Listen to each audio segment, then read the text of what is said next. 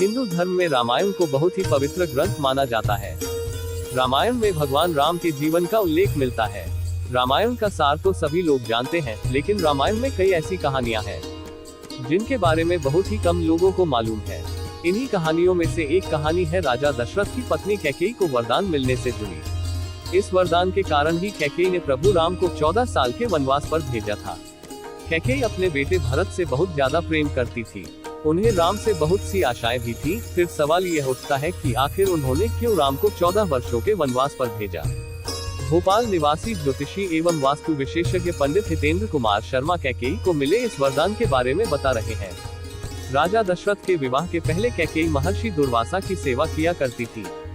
कैकेयी की सेवा से प्रसन्न होकर महर्षि दुर्वासा ने कैकेयी का एक हाथ वज्र का बना दिया था और आशीर्वाद दिया था कि भविष्य में भगवान तुम्हारी गोद में खेलेंगे। समय बीतता गया और कैकेयी का विवाह राजा दशरथ के साथ हुआ। कई सालों के बाद स्वर्ग में देवासुर संग्राम प्रारंभ हो गया। देवराज इंद्र ने राजा दशरथ को सहायता के लिए बुलाया।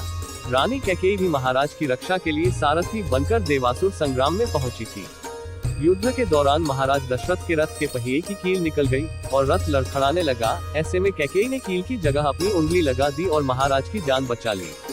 राजा दशरथ कैकेयी के युद्ध भूमि में साहस से बहुत प्रसन्न हुए और उन्हें 3 वरदान मांगने के लिए कहा। कैकेयी ने उस समय प्रेमवश कह दिया कि इसकी जरूरत नहीं है, अगर कभी जरूरत होगी तो मांग लूंगी।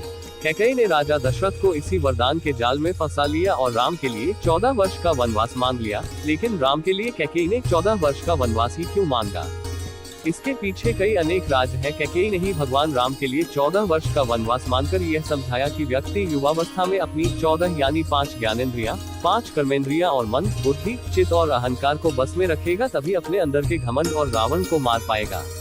जिस समय ये घटना अयोध्या में घट रही थी, उस समय रावण की आयु में केवल 14 वर्ष ही शेष बचे थे।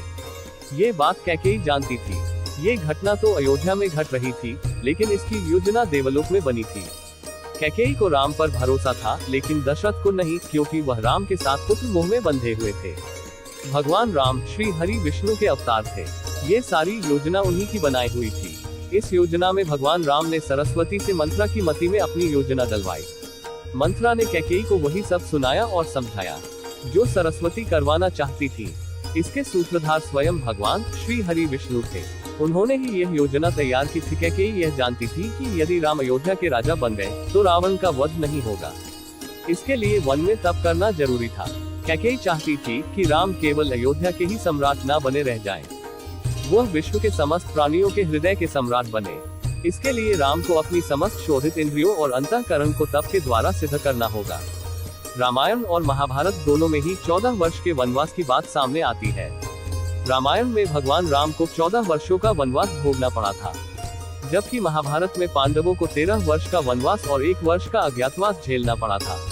इसके पीछे ग्रह गोचर भी मायने रखते हैं। उन दिनों मनुष्य की आयु आज के जमाने से काफी ज्यादा हुआ करती थी, इसलिए ग्रहों की दशा भी ज्यादा होती थी। शनि चालीसा में उल्लेख मिलता है, राज मिलत बन राम ही दीन था, कैकेयी की मति हरि लीन था। यानी शनि की दशा के कारण कैकेयी की मति मारी गई और भगवान राम को शनि के समय अवधि में वन भटकना पड़ा। उसी समय रावण पर भी शनि की दशा आई और वह राम के हाथों मारा गया। शनि ने अपनी दशा में एक को कीर्ति दिलाई और दूसरे को मुक्ति।